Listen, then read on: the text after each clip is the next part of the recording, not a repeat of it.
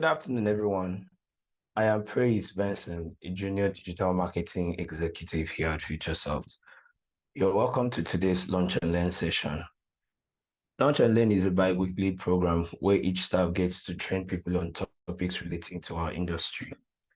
Today is your first time joining us. You're welcome.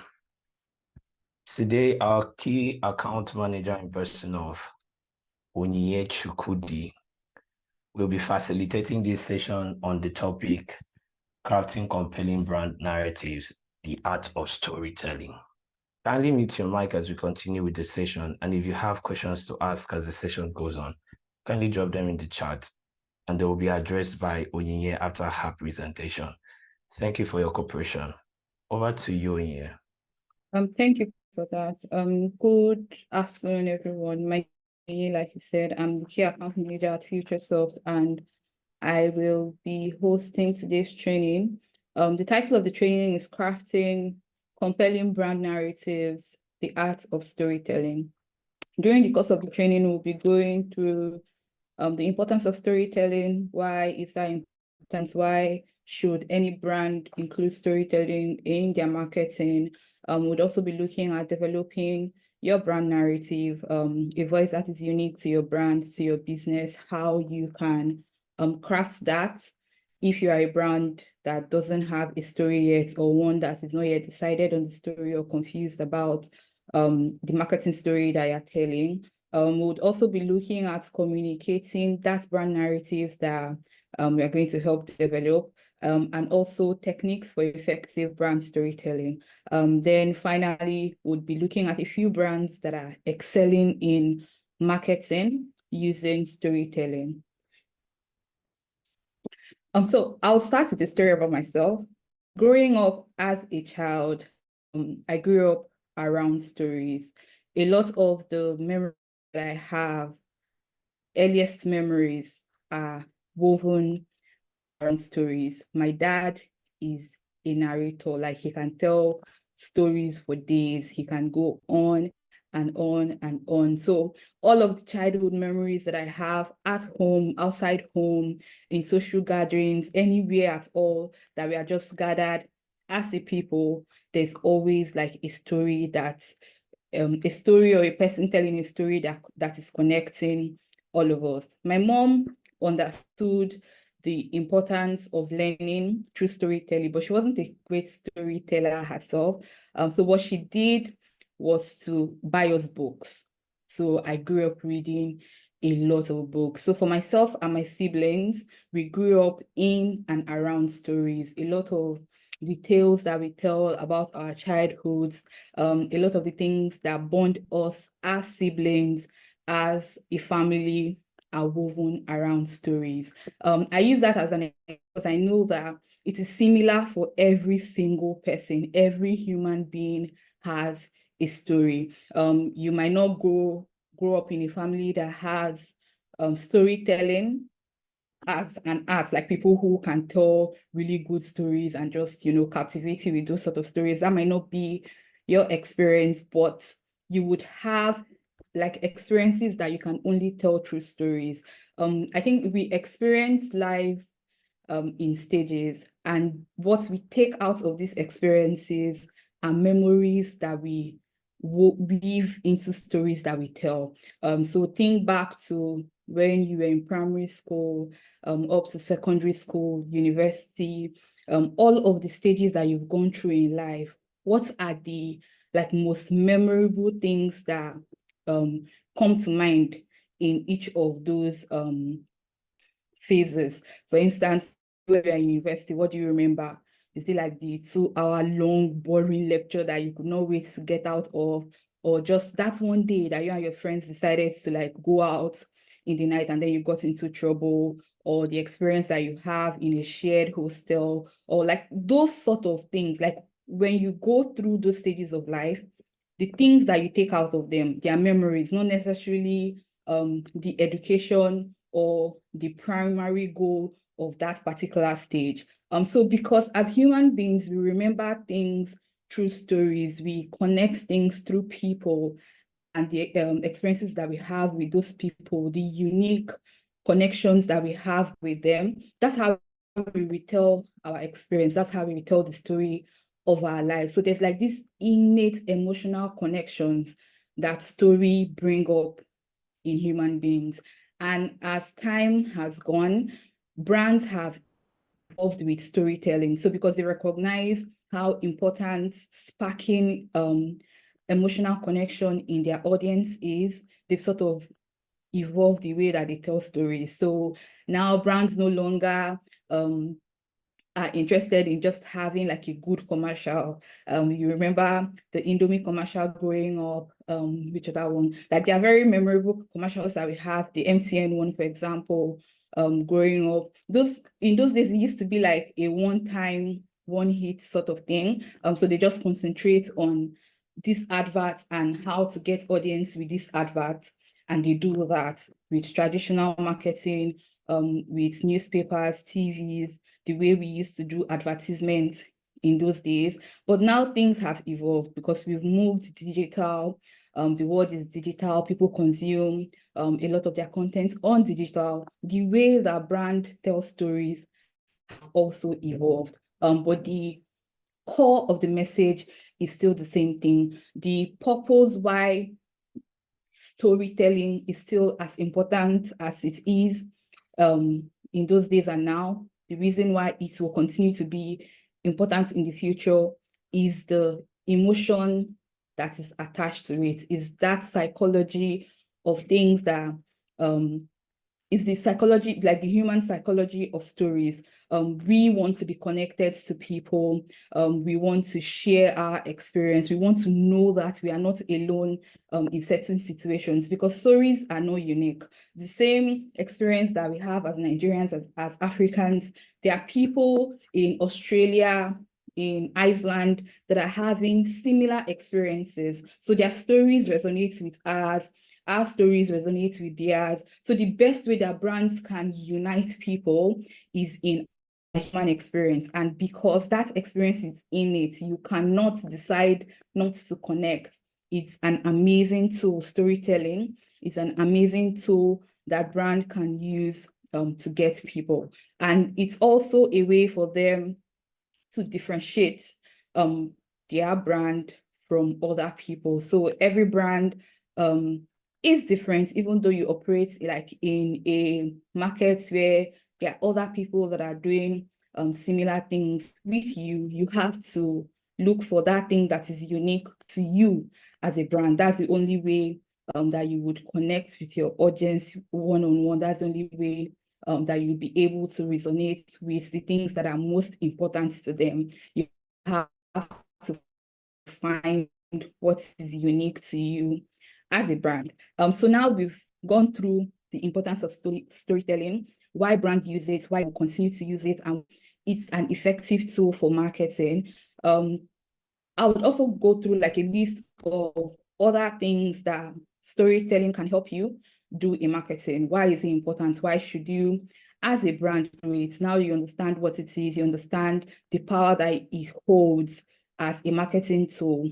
Why should you do it? What is the benefits you get as a brand from doing it? And the first thing is to humanize your brand. These days, there is a face for every single brand. Any brand that does not have a personality, any brand that does not have a voice, a message, nobody is hearing them because everybody is talking.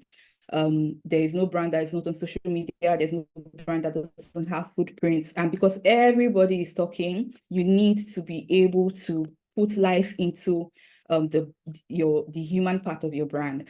So it's no longer important. It's no longer in to be existing as a brand that is secretive. Any brand that is secretive in this 2024, it has to be like a very, very like luxurious brand, a brand that is playing like in a luxurious space where they want limited people to buy into it. So it has to be like a brand that is selling that exclusivity as a perk. But if you are a brand who is trying to reach as many people as possible, then you need to be outspoken. You need to have a face, you need to have a voice, and you need to have a message. And storytelling can help you do that. It also allows brands to tap into the universal themes and architects define human experiences. I've mentioned this. We as humans have experiences that connect us. It can be, from example, the Cup of Nations that just happened. If you go through like all of the banters and everything on social media with different African countries, you would see that we are all suffering from bad government, for example. You'd see that it's like a team that connects us, even if we are currently using it to go back and forth in like a not so positive way. You would see that it's something that that connects us as African countries, the fact that our government is bad, and we can unite in that, we can connect with that experience. There are also other shared experiences that we have, not just as Africans, as humans.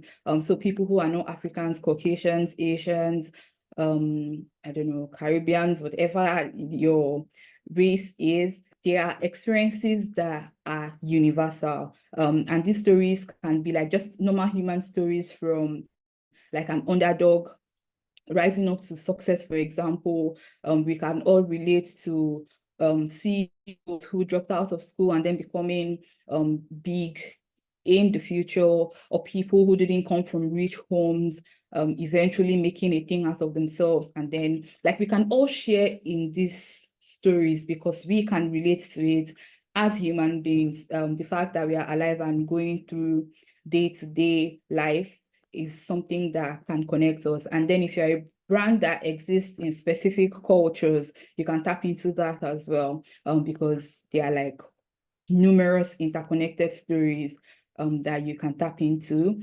Then there is also the fact that storytelling offers a unique opportunity for brands to cut through the clutter and leave a lasting message, because everybody is talking at the same time, in the same place, to the same people. You want to ensure that you are leaving a lasting message to the people that you want to hear you. So in the midst of all of that noise, in the midst of all of the clutter, you need to define in that space those people that are for you and relate the message that you want them to hear. Ensure that it's getting to the exact people that you want it to get to. And in order to do that, you need to, craft a story for yourself. You need to build a personality for your brand, one that attracts those people that you're trying to attract as well. Then stories evoke emotions. Like I said, as humans, we go through life in stages. Our experiences, the experiences that we take out of these stages are memories, they are emotions that we just tell through stories. And even if we don't tell them yet, we just keep them at the back of our mind. And then there are specific stories that somebody will tell, and then it will just spark something at the back of your head that brings up this emotion that makes you want to connect to them. So that's something that stories does. If you understand the people that you're trying to reach, if you understand the experiences that they've gone through, from their birth to where they are currently, if you understand the unique situations that they are existing in, you'll be able to craft very intentional stories that will spark something in them, because you know where they are, you know where they've been, and you know where they are going.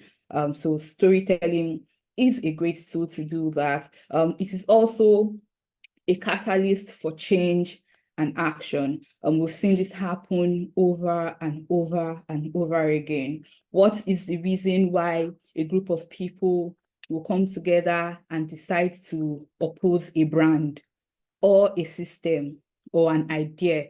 Or like, we've seen people riot over things that they believe in. We've seen like the NSAS situation, our election situation, because of the stories that we tell, because of the experiences that we have as humans. Like, we are interconnected in that way. There's no way that we exist in isolation, because we are experiencing the exact same thing. So because we agree, we can come together and fight for this thing that we agree with. And to tell our stories is the way to do that. If you look at like a lot of NGOs as well, they are using this as a catalyst for change. They tell the stories because they know that the problem that they exist to solve does not happen in a silo. they know that there are other people who are not speaking out yet that need to speak out for certain situations, for certain actions. So they tell stories of people, of their organizations, the reason why they exist, and they tell these stories that spark emotions. There was a time when we were working for this sexual and gender-based brand, Warif. So it's an organization that tries to solve the sexual and gender-based violence issues that we have in Nigeria. And there were a lot of stories that were told about these girls, about these boys that, first of all, as a person who grew up as an average Nigerian who grew up in Nigeria, we've heard about how sexual assault is like a very rapid thing. We did the Yaba March for women and for girls. There are so many other rape statistics that are prevalent. So while we were working for these people, and there were so many stats that they brought up, and it just sparked emotions. Even if you are not a boy, even if you are not a girl, even if you've not experienced these things, or because you are a human being, you have a nephew, for instance, or you have a neighbor that is the age of a particular girl, or you have a who is as old as the woman, the oldest woman who has been assaulted that they have the case of, like you would resonate with that. You would want to do something because it is gruesome. Like when you picture this thing, you cannot imagine another human being who is like you or just going through that. So there's these catalysts that there's like the push that storytelling has in like making things happen. It's the same thing that happened with NSAS. One story, another story, two stories, three stories, and before you know it, it has become like this big thing that everybody can relate to. Even if you've not had, if it has not happened to you firsthand, you've seen news of people that it happened to. You have sons that potentially become a target, like, so you don't have any choice but to stand up and speak up. That's a good example of how storytelling can be a catalyst for action and change. And brands that are in that space, brands that have social change and all this violence thing in their brand story can sort of leverage that in their marketing, even though, again, we can talk about like the ethics of doing that, using people's misfortune to sell. But then again, as marketers, always a way to go around things, subtle ways to do things in such a way that it eventually results in a positive outcome. Again, take the NSAS example. So when brands that were in support of the action of the protest, they were not necessarily doing it for profit, but the outcome of that is that they are now top of the mind when it comes to like youth movement in Nigeria. All of the people who were directly affected by NSAS and who were directly helped by this brand have those brands engraved in their hearts now. So they speak up for this brand, patronize this brand, they promote this brand without any begging, without like any coercion. They just do it because these people stood for you while you were in a bad situation. The same thing that happened with our politics as well. Brands that supported like a different government and those who were against, you guys know, I don't want to be like specific, but you know how things happen, that even those brands up until today are still getting backlash from going a different direction from the heart of the people. So there is always like a good way for brands to spin things around in their favor. So these are some of the reasons why storytelling is important in marketing. Now, we are going to be moving on to how you can, as a brand, as a business, craft a story for your brand, like craft brand narrative that would resonate with your audience, that would speak directly to the people that you are trying to target, and how you can market in that narrative. the first thing is to do the background work. Like everything that we do in digital, you have to start from the beginning, because if you miss that foundational work, you might not be able to build anything that is substantial on top of that. So you need to understand who you are as a brand. As a business, what are you? If somebody was going to describe your business in one word, in one sentence, what's it going to say? But I think that you need to do it for yourself, not somebody doing it for you. So you that came up with the idea of business, the brand itself, that like you that is a brand, all the stakeholders of the brand or business need to come together and say, this business, outside of our personal bias, outside of our personalities, our individual personalities, what do we want our brand to be identified as? Once you figure that out, you need to also figure out what is important to you as a brand. So women, children, men, injustice, feminism, labor inequality. There are like numerous issues that you can pick up brand. So what are those things specifically for your brand? And they have to tie to what you are as a brand. They have to tie to the values you hold as a brand. Like you shouldn't just draw it up based on maybe you like women, for example, and you like women's rights and everything, and you say, okay, maybe feminism is the way to go. That's not how you do it. You have to look at your business, the service or the products that you are providing, and decide what causes, what are the issues that you can tie around that. So it has to come from who you are as a brand, not like individual opinions. It has to come from the core of your brand. It has to come from the soul of your brand. That's the only way that you can be authentic about it. Once you've defined these values, the things that are important to you, it's now left for you to now define the purpose of your brand. In that space that you exist in all of these things that you have outlined that is important to your brand, what would be your brand purpose in that? So do you want to create awareness? Do you want more people to know about this thing? Do you just want to spark action? Or do you want to be a brand that provides solution? You can be either, or you can be both, or find another angle to it, but you have to be clear on what the purpose is so that you know what your boundary is. You have to be clear on your identity, on your values, and on your purpose. This is especially important because of consistency. If you don't know who you are as a brand, you're going to be all over the place. Like today, you are telling one story, tomorrow another story. Nobody knows where it is that you stand, and it's a very bad space for a brand to be in.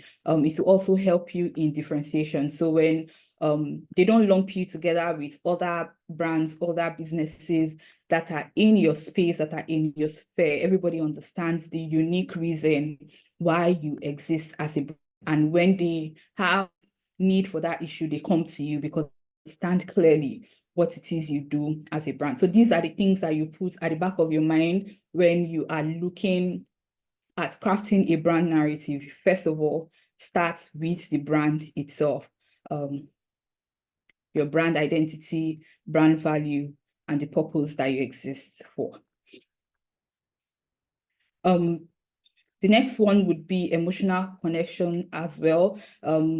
So in order for you to spark something in somebody, you have to know them. Like you have to know what your brand is, and you have to know the story that you are telling. So these emotions that you spark in them is what is going to cause them to be loyal to you, is what is going to encourage them to speak up about your brand and encourage other people to join in. So this is another importance of doing the background work when it comes to crafting your brand narrative. You'll be able to know the angles to spin when you tell stories. There's authenticity. I already mentioned this. If you don't know who you are, you don't know what you're saying, you would not understand what you're selling. You're going to be all over the place. And this doesn't help with authenticity. When a brand does not tell a good or true story, people know. Like, people are not stupid, especially the people that you're trying to reach. They are not stupid. They know when you are telling stories just to sell a product. And it's not actually very difficult to do. If you come as a brand that supports women and then people go back 2, 3 months, a year from the time that you did maybe the campaign or the narrative or whatever, and they see that you've never ever mentioned anything about women before, or they see that in your board you have like 12 men and not one single woman. Like, these things are not rocket science. They are not very difficult to detect. So you need to be authentic. All of the stories that you tell about your brand needs to come from the soul of your brand. If you are not a brand for women, look for another angle to spin your story, but it has to be authentic and it has to have a track record that people can go back to. This is important, and another reason why doing your background work and understanding what you are as a brand is very, very important. There are brands that today are not very inclusive brands. Like, when they do stuff, they don't include maybe people of color or people above certain body size. So they are like uniquely catering to women of certain body size. Victoria's Secret recently came under fire because all of a sudden they just decided to become a brand that is inclusive and start doing lines for plus size women. People could read into that. They know that it's nonsense, because all of these years that you have existed as a brand, not once have you included any plus size model in your commercial, in your runway. Or in fact, Victoria's Secret was sort of like one of the brands that promoted like a certain feel for women as a standard of beauty. So for them to come now to say, oh, we are now becoming, you can tell that doing it because things are changing and people are no longer spending money in places that sort of alienate other people. The same thing for some brands that cater to certain races and ignore other races. If you eventually just all of a sudden come out with a campaign and say, oh, this is for Black people, people will call you out on your BS because they know that it doesn't come from the soul of your brand. There are other background work that you need to do in order to now sell to the people that you've been alienating for years and years.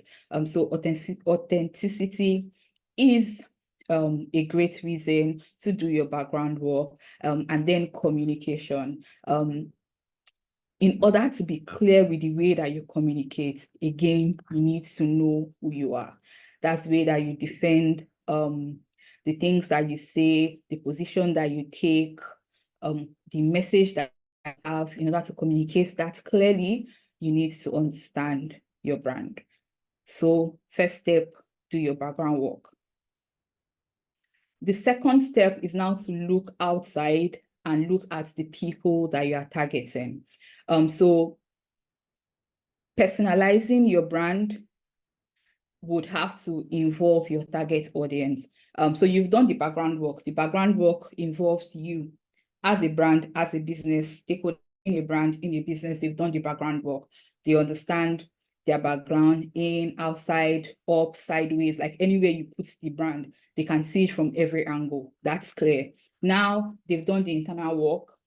It's now for them to go outside and look at their target audience. In order to be able to personalize your brand and do it effectively, you need to know the people that you're targeting. So who are these people? Where they are? Where are they? What are the things that are important to them? What are the things that spark their interest in this stage of life where they are? So you need to understand that in order to personalize your brand, because personalizing your brand involves building a persona that would speak on your behalf. And in order to speak on your behalf, they are obviously speaking to the people that you're trying to reach.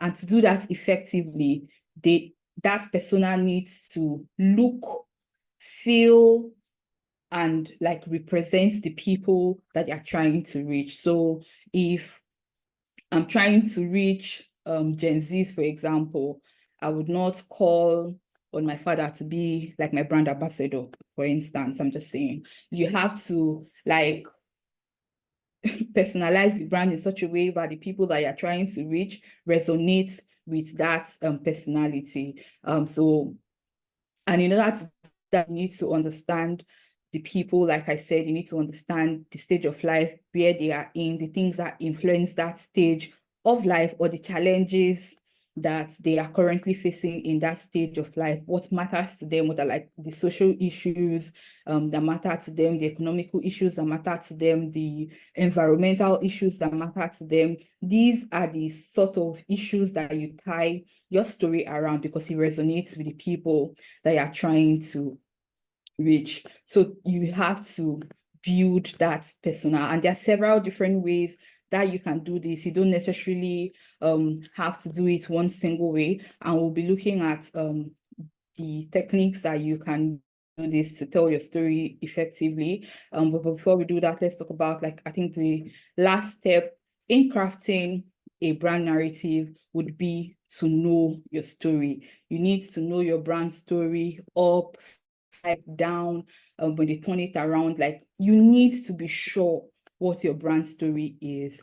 Again, like, there's nothing as confusing as a brand that does not know where it stands. It means that if you don't know where or the issues that you stand with as a brand, you will keep going from one issue to another issue to, like, you just be all over the place, and people can tell. Like, a brand that does not have its footing, you don't have any loyal followers, you don't have any loyal target audience, people don't know where they stand with you, or where you stand with where you stand concerning issues that affects them. So if you're all over the place, you are nowhere.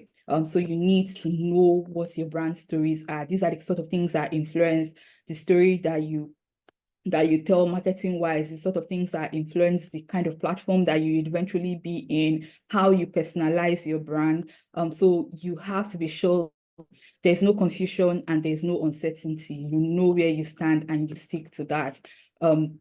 This will help you with being authentic, because it's it's going to help if your story is authentic as well, because it's tied in the spirit of your brand. You'll be able to tell real, true stories that people can always trace back to a track record. They can always have evidence of. It's something that you do as a brand without being prompted or called out to do. It comes to you naturally as a brand. It will also help if your brand story evolves and adapts over time. We've seen examples of brands that tell one particular story this year, the next year they tell another story. It's because they have a brand story that does not translate to situations, to death, to like the changing human environment. So as humans, we are not like one thing. As a human being, me personally, like, I'm not one thing. You cannot define somebody by one thing. Like, there are several different facets to people. I'm a woman, I'm a human, I'm married, I'm a marketer, I enjoy reading. Like, there are so many facets of people that you can tie into as a brand, and you have to leave room for that in your brand story. So your brand story is supposed to evolve with the people, your target audience, I mean, like with the people that you're trying to target. So that and also for decades as well. So something that you cannot continue to tell the same exact story that you told in 1990, in 2000, for example. You cannot continue to tell the same exact story that you told in 2000, in 2024. That's the year we are in, right? Yeah, so like your story should evolve, but the core of the story should stay the same. At the end of the training, when we look through brands, I will give example of brands that have been able to do that, like from the inception of their brand up until now. They are telling stories, different stories, but the core of the message is still the same. So if you look at the story that they told 15 years ago and you sort of compare it to the one they are telling today, it's the same thing, just like in a different era. So they use the situations that matter now to tell that story, to weave the story, so that it resonates with this current time, as opposed to the things that were important in 15 years ago. So it will help you to keep your story very open, very open and flexible, to be woven into something that matters to people at every stage of their life. Now moving on to communicating your brand narrative. So how do you go about telling this story? How do you go about sharing it? How do people hear the story? Where should they hear it from? Like most things that we do in digital, it has to start with a digital channel. So you have to choose the medium that you want to tell the story from, with, in. So it has to be, you have to choose the right medium, and you cannot outside of the sort of story that you're about, that you want to tell as a brand. So again, you have to determine the story, determine the people that you're trying to reach, where are they, in the places where they are, what are the sort of medium that they listen to. If you want to reach a Gen Z, for example, where do you tell the story, and how should you tell it in such a way that it gets to them and it passes the exact message that you want it to pass.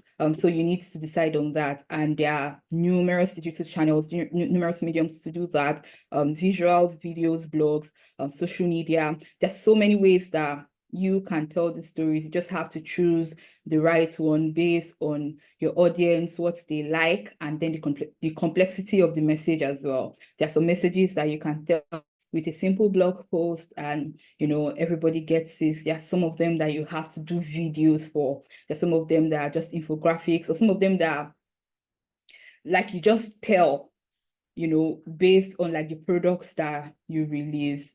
There are so many mediums that you have to tell the story. You just have to choose the one that is best suited at the time and the story that you want to tell at the time. Then tailor your brand narrative to different platforms and audience. Again, consider your target audience. Where are they? You also need to understand the things that are nuanced in all of these channels. So for example, you don't go on TikTok and put text. That wouldn't work. You have to understand the message, or you don't even go to certain platforms and behave in like a certain way. It has to be in the way that your audience behave in the platform, and a way that they would recognize that you are speaking to them and receive the message that you are trying to pass on. So you need to tailor your message to fit their tone, their style, the requirements that they have for each of those channels. So that needs to be considered. Don't just go about sharing the same message in the same format across different social media channels. So you've seen brands that run like several different campaigns. They run the same campaign on several different channels, but they use different mediums to do it. So either people or the formats that they use to pass along this message. Then there's the brand voice and tone as well. You need to develop one that is consistent with your brand.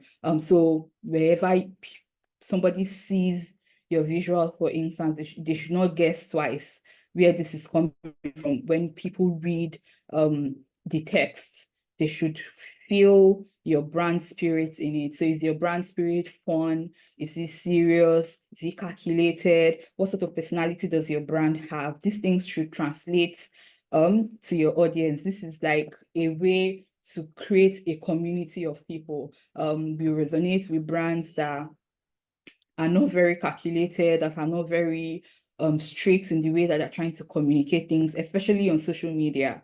The medium is important as well. So you need to put spirit, put life into your brand message, into your brand voice, so that it resonates with the people that you're trying to reach. Whatever emotions that you're trying to convey in your story, should your words, the videos that you do, the pictures should be able to do that. So creatives should have life. They should speak your language. They should speak in the tone that your brand is known for, so that people associate certain tone, certain feeling with your brand. So are you a fun brand? Like I said, are you a serious brand? Are you one that is like more calculated, that wants people to think about, sorry.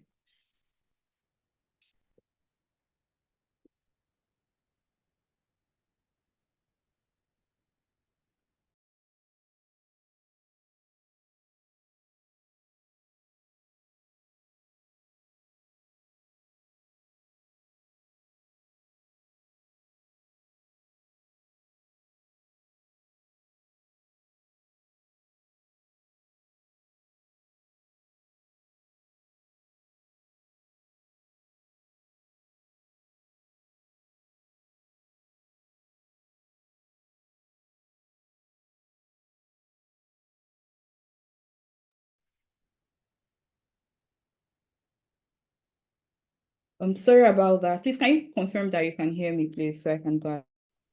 Yes, we can hear you. Go ahead. Okay.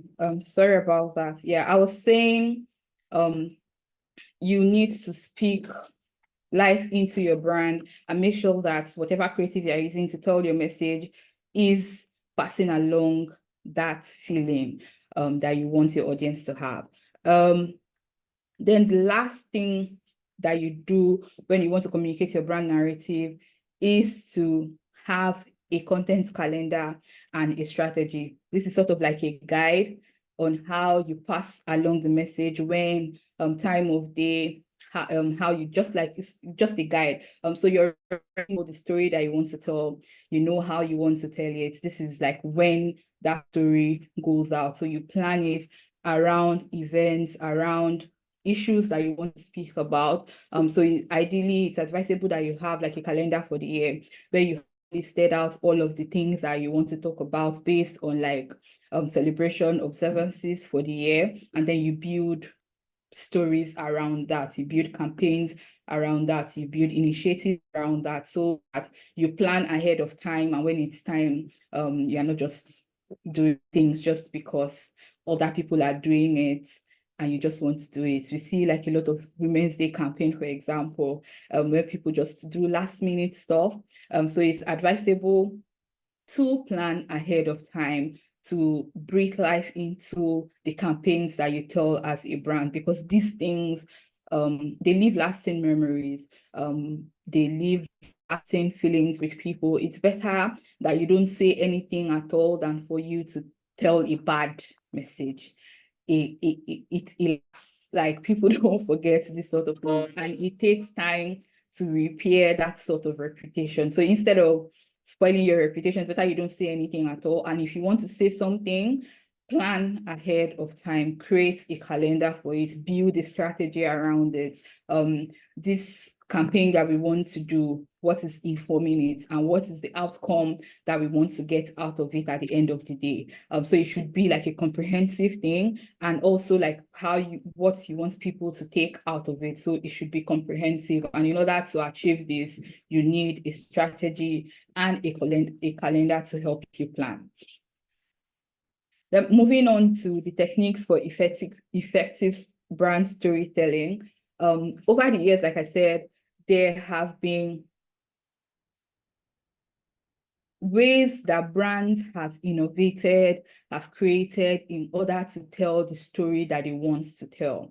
And this, like I've been saying from this training, has been informed by like who they are as a brand and the people that they are trying to reach. So depending on what they have established they are as a brand and who they are trying to reach as their target audience. They have built techniques to pass this message in a way that it resonates with the exact people that they are trying to reach. And these personas that they have created has the ability to tell their story in the way that they want it to be told.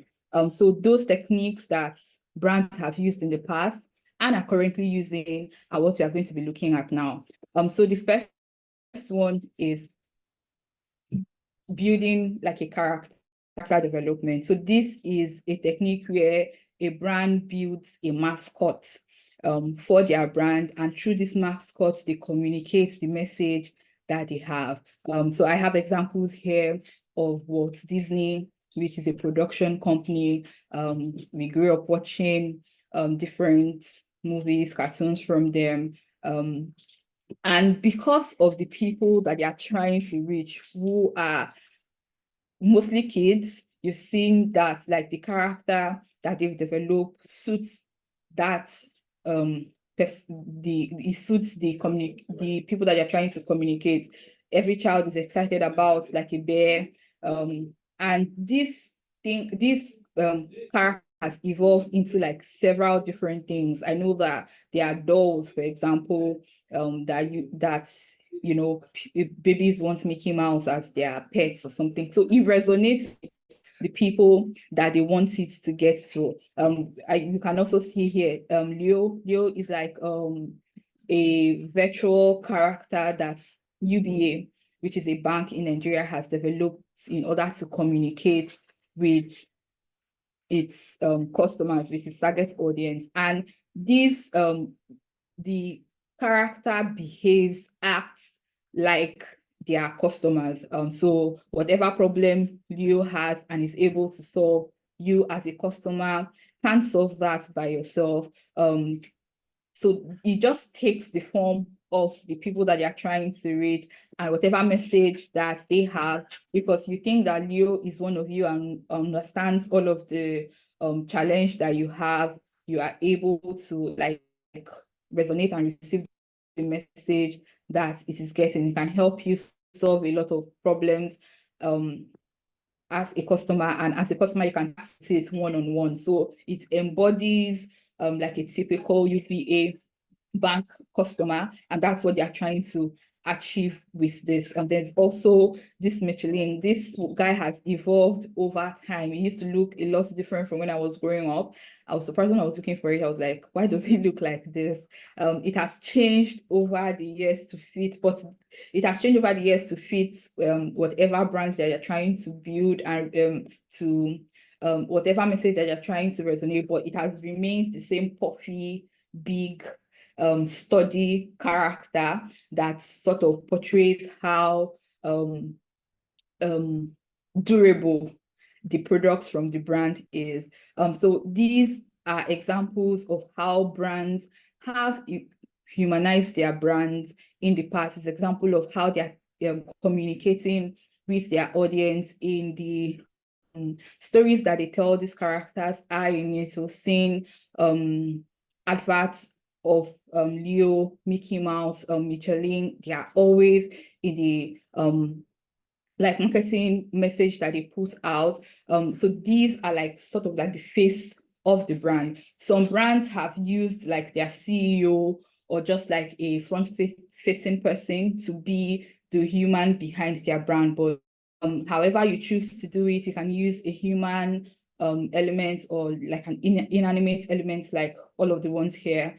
However you choose to do it, there are just several ways that you can humanize your brand. From that persona that you've created, you can then communicate to your audience, to your target audience using those. The second one is a hero's journey. So this is another technique where brands have sort of crafted stories that their customers, the hero. So in this technique of storytelling, the brand sort of removes themselves from the story. They are not the primary focus. Their customers are.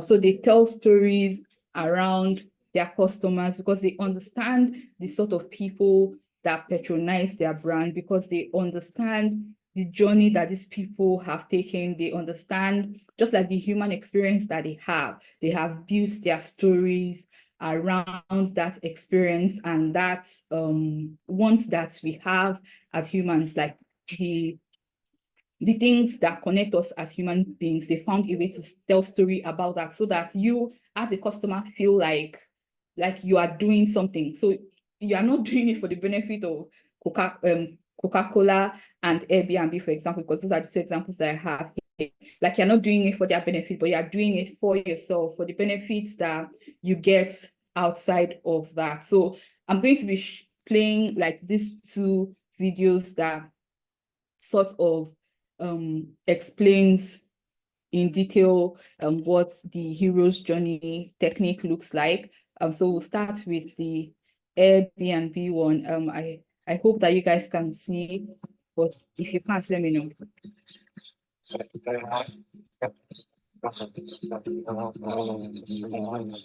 I have a trick that I play on my guests. They send me an email and they want to book one of the rooms and they talk about how pretty it looks and all that sort of thing. And then they come here and you can see that they look disappointed because the front door is really flat and plain and it just has like a number on there. You can see that they're confused, like, have we made a mistake? And then they open the door and then they can look down the walkway and suddenly they're happy. And I just think that that mystery and the surprise makes it a really special moment for them. And for me, when I see that happen with them. After hosting hundreds of guests, I realize how I'm connected to these different people who belong from a different culture, different country, and different background. There's a common human bond which connects us. We all just want to be happy, to be healthy, and to just live without like fear. And that feeling is extremely overwhelming. Being an Airbnb host is being a part of the global community. It gave me faith in humanity, to be honest. You come as guests, you leave as friends. It's a very personal experience for all of us. People find out that even if they might be the black sheep of their family, that they actually can belong here. And the stringent boundaries of different countries, different gender, different race, this has not been possible before. Just talking to them, a lot of perspective of different cultures. And I think they go home with a new sense of self. And that sounds kind of big, but I think it's actually true. That experience is much more enriching. Imagine today that it's possible for all of us to experience that. So in this advert, you can see that it's not about Airbnb. For the hosts who are like stakeholders in the Airbnb business, so they are like customers as well. It's what the feeling that they're able to convey with their house. And for people who book these houses, it's like the feeling that they get when they see the house, how happy they are, the connectedness that they have with other guests, and like the feeling of belonging that they have. And then again, the stories that they tell after they leave the experience. So it's not necessarily Airbnb. They just happen to be the brand with which you can create these lasting memories that makes you feel good about yourself. So the next one is Coca-Cola.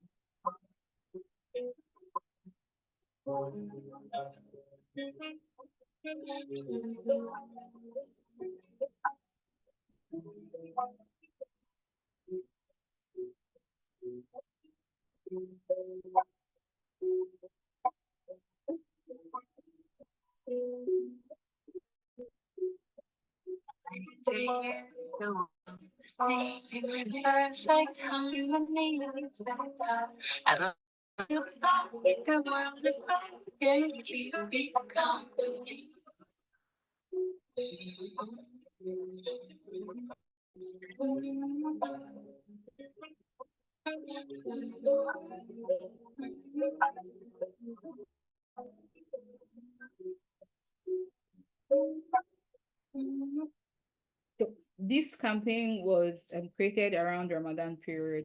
As you can see, it takes us through the journey of what like an average Muslim who is fasting in a city where maybe Islam is not like the predominant religion, and how everybody just passes along them, not being considerate about all of the things that they are going through, and and then this girl seeing and understanding that and just waiting and holding space for her until it was time for her to break her fast. And then Coca-Cola just happens to be the brand that is available to share with and to show that you understand what they are going through, to show that you are with them and they are not alone. So again, it makes you feel good as a person who is doing this kindness, and then it makes the person that you are offering the kindness to feel like they are not alone. It makes them feel good. So that's like an example of a hero's journey technique in storytelling. The next one is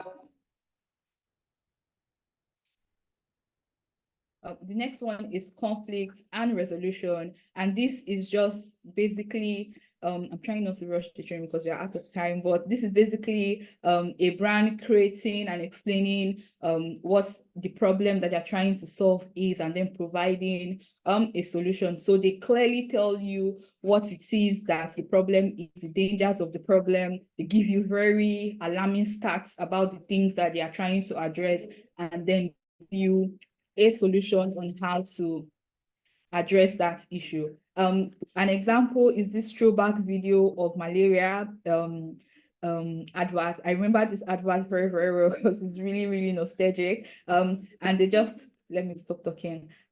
Just watch.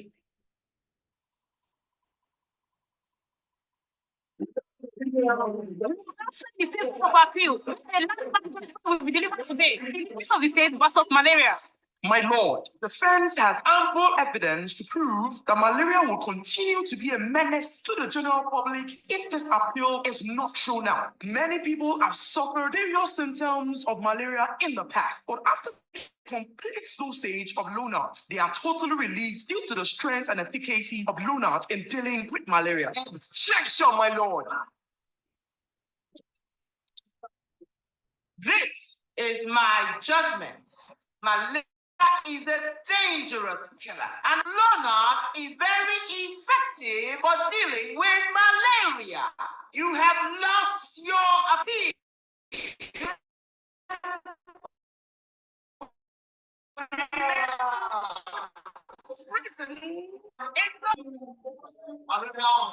Green Life Pharmaceuticals Limited. So as you can see, they lay out what the problem is. At the end of the story, you don't need to ask why malaria needs to go and be locked into a prison. Like, you understand that, and then the brand presents itself as a solution for that. The next one is a CeraVe advert. It's me, your dry skin. I know I can be challenging, but I'm deeper than what you see. I'm craving something we're missing: the ceramides in CeraVe. CeraVe contains 3 essential ceramides to restore the ones we've lost and help repair my natural barrier, so I can lock in moisture and keep us protected. We're in this together, so we've got to have backs and fronts. CeraVe, developed with dermatologists.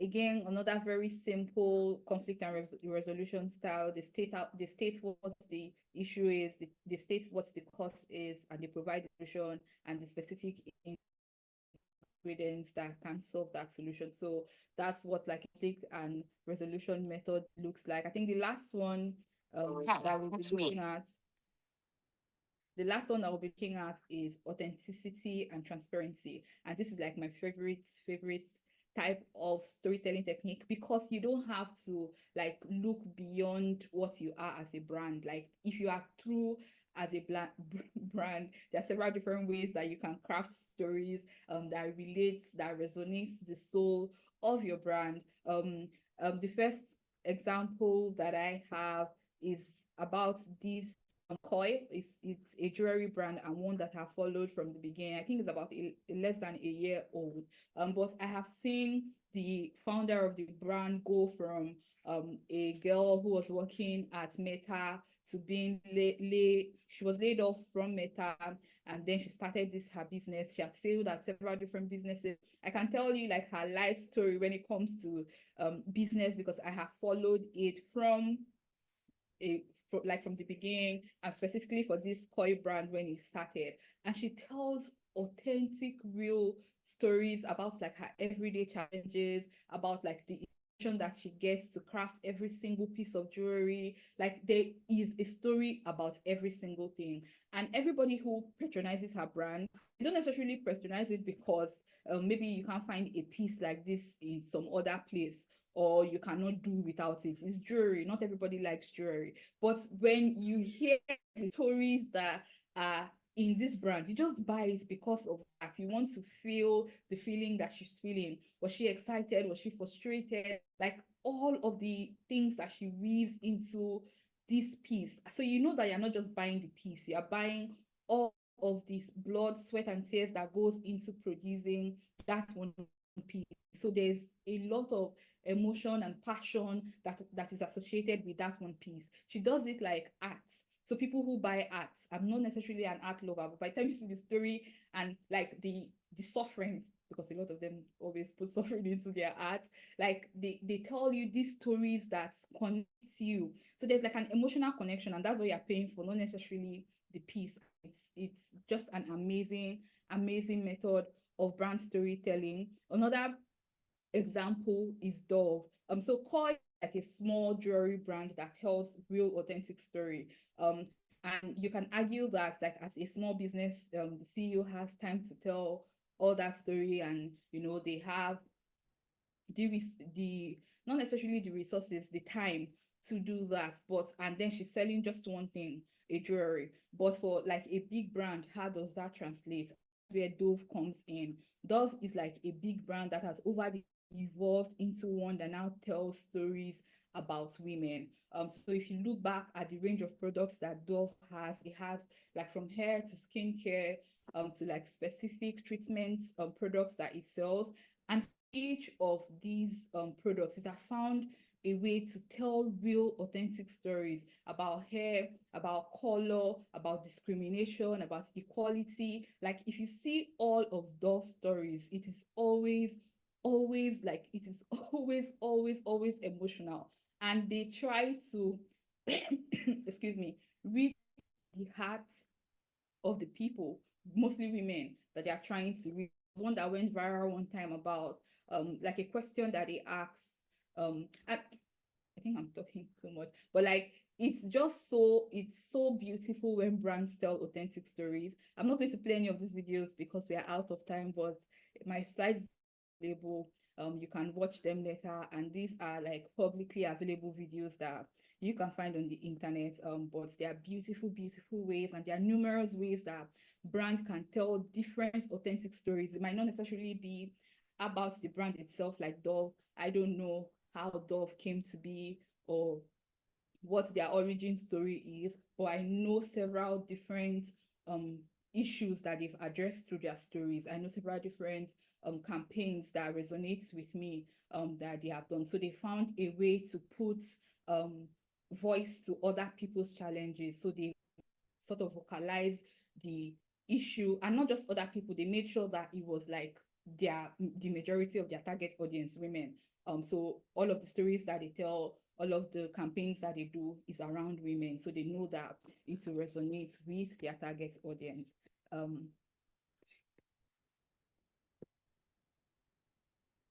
Now moving on to like the last part of this training, which is brands that we'll be looking at brands that have excelled in their marketing using storytelling. And the first one is Nike. Like, how can I not mention Nike? Like, they found a way to tell good, amazing, inspiring stories time after time after time again. And these stories have evolved in the way that they tell it, in the people that they used to tell it, in the method that they used to tell it. In the beginning, their focus was on athletes, and then it moved athletes that like specifically basketball athletes, and then they moved to other sports, incorporated other sports into their campaign, and then they started associating with certain social issues, and then they tapped into the universal human experience of inequality or discrimination. Like, but the core of their message has always remained the same. They want to inspire you to do great things. That has always been Nike's message, the fact that you can do anything that you set your mind to do. So they've done it in several different ways. They're crazy ad, the Just Do It ad. I think there are several different series to that with different stories, all on the same team. So Nike is a great example. Another example is Coca-Cola as well. Coca-Cola have found a way to stay relevant since time immemorial. Like, they tell different stories that have the same core theme. They want to connect people together. They want to create an avenue for people to share. They want to create joy, bring people together. If you look at all of their commercials, all of the stories that they tell on a marketing scale, you would see that the message is the same: connection and refreshment. So I think that brings us to the end of this training. If you have any questions, this will be the time for you to ask them. Hi.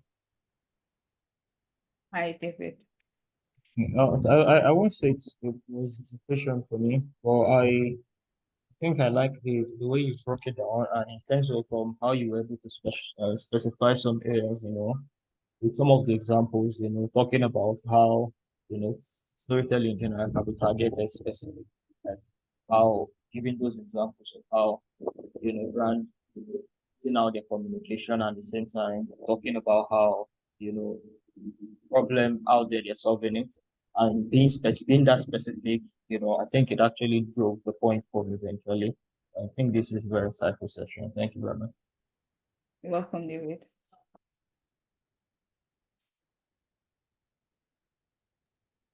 Well done, yeah.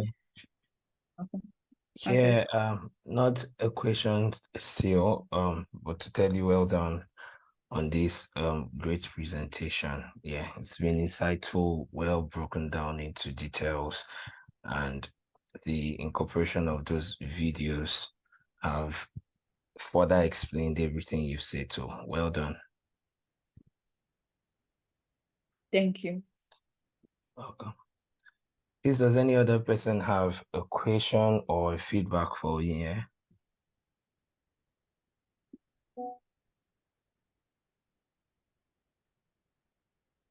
Okay, so in the absence of questions, we can now bring this session to an end. Please note that this video will be available on our YouTube channel. And if you have questions while watching the video, kindly drop them in the comment section. We'll be very happy to answer your questions. Join us next time for another session, and do have a lovely day.